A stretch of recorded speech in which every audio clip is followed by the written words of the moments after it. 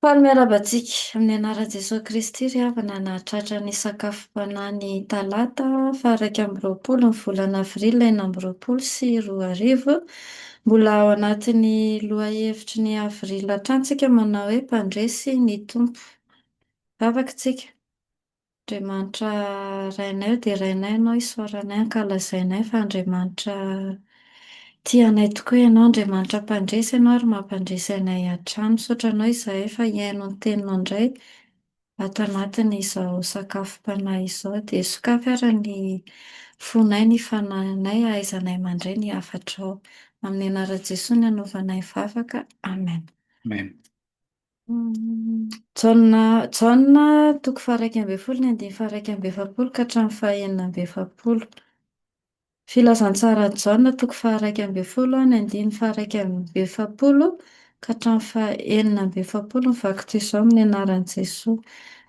Dia nesoriny ny vato, ary Jesosy dia nanandratra ny masony ka nanao hoe: Ray eo, misaotra anao aho, fa efa nihaino ahy ianao.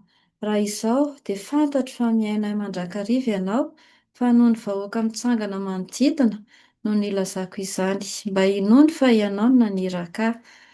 Ary rehefa nanao izany teny izany izy, dia niantso tamin'ny feo mahery hoe: Ry Lazarosy, mivoha. Dia nivoaka ny maty, nisy fehi-paty ny tanany sy ny tongony, sady voafehy mosara koa ny tavany. Hoy Jesosy tamin'ny olona: vao izy ka avelao handeha.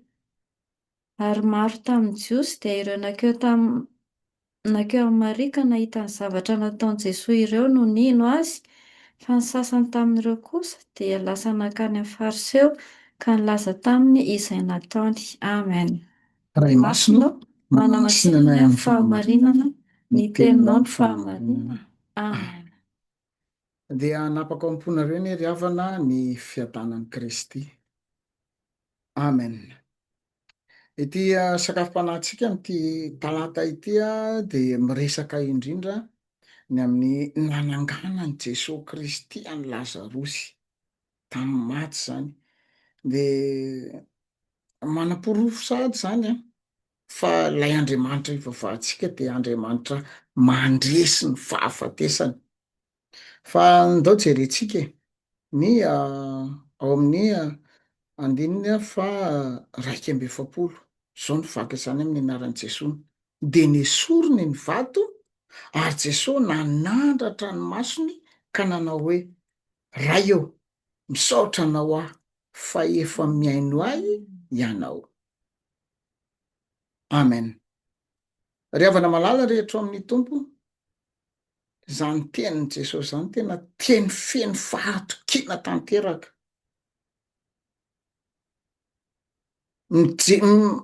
Jerenareo tsara nge, Jesosy nanandratra ny masony, nanandratra ny masony izy ka nanao hoe: Ray eo, misaotra anao aho, fa efa nihaino ahy ianao.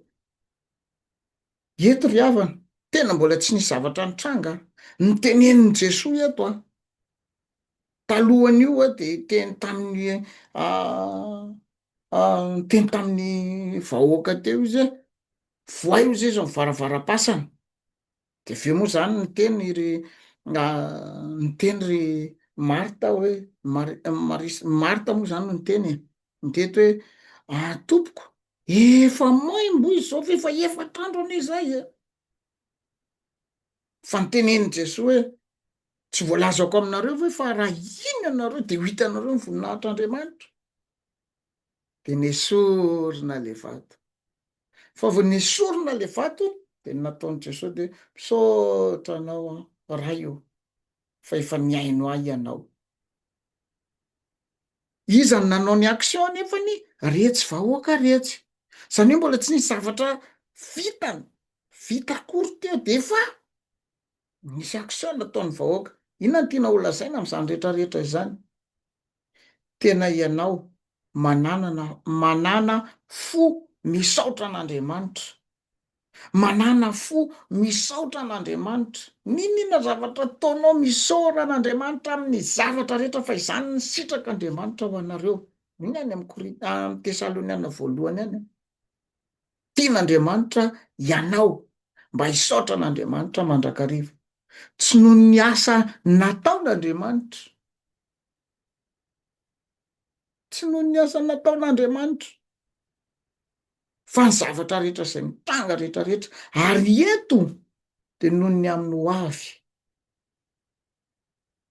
Tenen'i Jesoa eto a, misaotra anao, raha eo misaotra anao a, fa efa niaino ahy ianao.